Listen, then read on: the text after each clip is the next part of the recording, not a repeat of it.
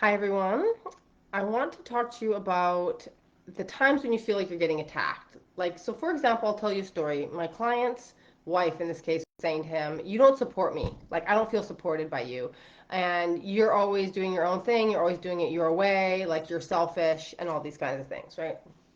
And he's thinking, wow, I do everything for her. I provide all this money for her. I take care of her kids and etc., blended family stuff. And he's so upset and stuck in his defensiveness that he doesn't know what to say. He feels kind of frozen, right? And there's two kinds of people. There's the kinds of people who, when someone says that to them, they feel frozen.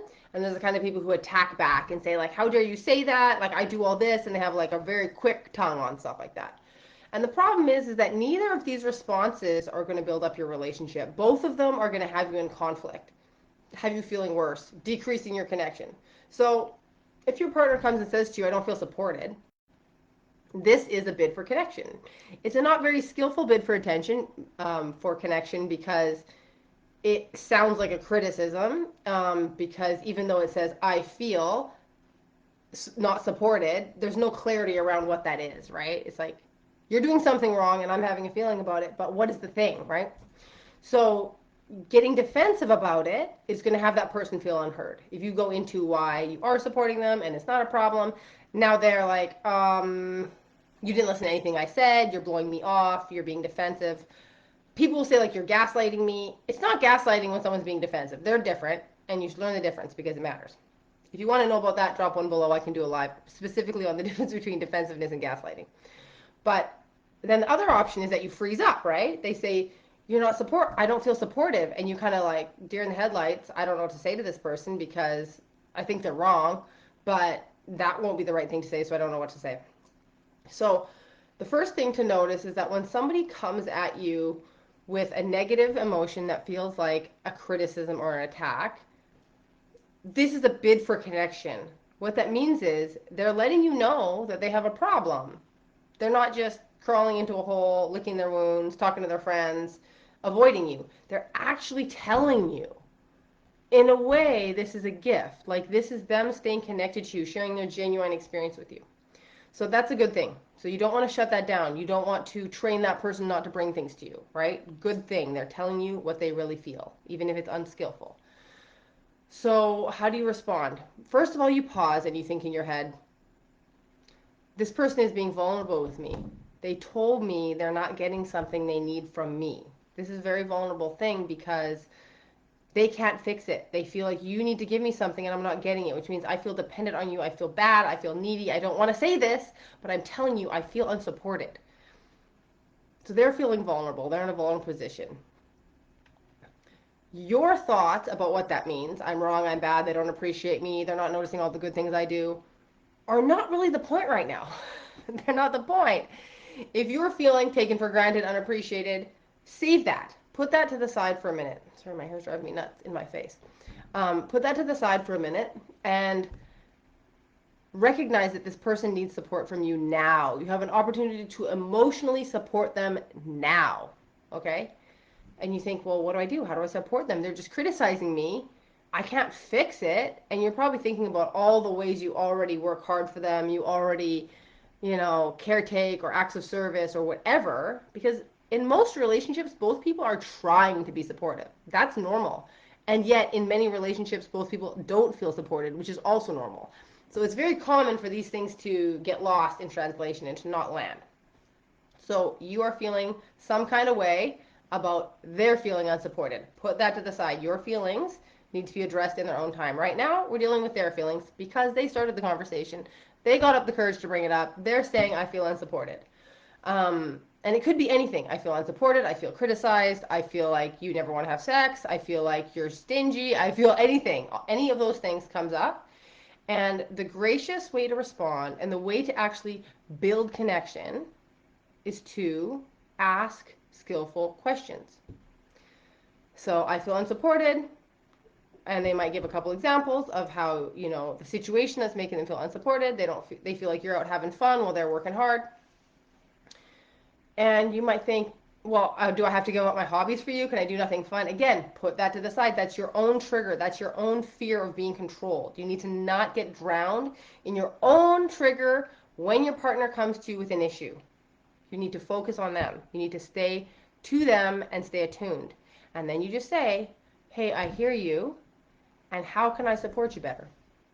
In what ways can I support you? When you do that, first of all, you are respecting them, you're hearing them, you're attuning to them, you're validating them. They're having a feeling, it's not a fact. So you're not saying, oh, that's wrong, you are supported, you should feel supported. This is a feeling. There's no facts in it. So you can just accept it. You don't need to argue about if it's true or not.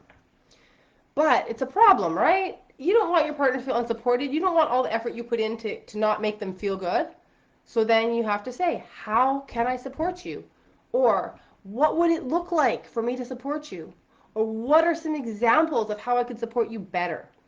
Now, I want you to notice something about these questions is that they're open-ended, and what they're doing is they're teaching your partner to give you valuable information for how they need to be loved. Hey, Sarah, good to see you here. Um, because usually our instinctual ways of communicating are not very specific. It's like, I feel unloved. I feel like you don't care. I also got to remind you that I feel like you don't care is not a feeling statement. That is a criticism and an attack and a story about your partner. So we need to clean that stuff up. But your partner's going to come to you with messy complaints because that's normal. That's human. You can't expect them all to be communication experts, right? But what do you do with it? You pause and you say, what does that look like? How can I do that for you? First of all, they're going to be like, oh, this person hasn't blown me off. Oh, this person's curious about me. Oh, they actually care how I feel. Maybe I can get somewhere with them. It soothes so much of the criticism just to have you respond in a loving, supportive way that is not self-focused, but is focused on them. And what you'll find is that often people might not have an answer for you right away of how can they be supported better or what would it look like to be supported, because those are questions that need greater inner work. You need to be able to give a specific, tangible answer to that. Like, oh, I would like you to cook dinner on 3 nights a week so that I can have a break. Or, oh, I would like you to wash the dishes after I do dinner. Or, oh, I would like you to listen to me after work for 30 minutes so that I could get things off my chest. So when you ask them that question, don't expect them to always have a sophisticated answer. But what's so great about this is you've planted a good question in their minds where they get to know themselves better. Oh, what am I really asking for from this person? You can't ask for someone else to fix your feelings. Make me feel supported. They don't know how to do that. What does that look like? They would be doing it already if they knew. But what you can ask for is the things, the behaviors, the responses that would have you feeling supported. If you don't know what those are, you need to work with someone like me, first of all, because I can help you get specific, get the language around what your true needs are. It's very hard to receive something from somebody when you can't name specifically what the thing is you want to receive, especially if you're in generalities like treat me nice, be more romantic, don't be mean. It's just too general. They're not really going to be able to attach a clear vision to that because people are already doing their best in general and they need clear guidance on how to love you well. And that is the high worth thing to do. Know what it looks like to be loved well. Be able to articulate clearly what it looks like to be loved well. So the next time your partner comes with a criticism and tells you that something's wrong and you want to feel defensive and it's not my fault, I'm doing my best, why are you coming at me? Remember, it's not about you in this moment. It's about them. It's about what they're asking. So you say, how can I support you? What would it look like for you to feel like I cared? What would be some things I could do to have you feeling more like I cared? Now, I can see how that might be a scary question because then they might have a bunch of demands that you don't feel like you can meet. But that's a later conversation. That's later in the negotiation. You don't want to close down someone's requests right at the start for fear that it's going to be unrealistic or you're not going to be able to meet them. You want to hear them out and go, okay, I'm going to consider that. Okay, I'm thinking about that. Thank you for sharing that with me. And then you can come back and say, well, you said you wanted me to be more romantic with you, and I need some examples of what that might look like. And they say, well, I want you to take me on a date every night of the week. And you're like, well, I can't take you on a date every night of the week, but how about Thursdays and Sundays? Or, you give them something to work with, and then they go back and forth with you. And it's something that people find very hard to do, negotiating relationships. It doesn't feel romantic. It feels difficult. But it's such a necessary skill. Otherwise, we get clammed up, we get defensive, and no healthy, clear communication happens. So, gracious answers really build connection. All you got to say is, what does that look like? How can I support you? Tell me more about that. Just be curious. Just lean into them. Don't run away. Don't shut down. Everybody, men and women, are guilty of running away and shutting down because it's threatening when your partner is unhappy with you. We don't like that feeling. But it can be very temporary and much less damaging if you lean in and be curious. So this is a big part of the work I do on helping women get what they need. So I help women really articulate what the need is, ask it in a way that's finite and specific, make a request that's not a demand, and then respond in such a way that their husband is like, oh, this works. Oh, she is happy when I do this. Oh my God, things are clicking here, right? I do it, she's happy. I do it, she's happy. Honestly, once you get in that cycle of like, I do it and she's happy, the relationship just goes upwards. It gets really, really good. And I know it sounds difficult because you've probably already tried this and it didn't work. There's a lot of energy and wounding and assumptions that are carried underneath our requests that often is what makes them ineffectual. And I help you work through all that on an emotional and deeply connected level in your subconscious so that you can actually create a new reality with your husband. I do that primarily in my Magical Marriage Mentorship, which is my one-on-one program to completely transform your marriage and also your life. And you can also learn those principles and work them through in detail in my Happily Married Woman program. If you're interested in either of those, just drop a heart below and I'll message you.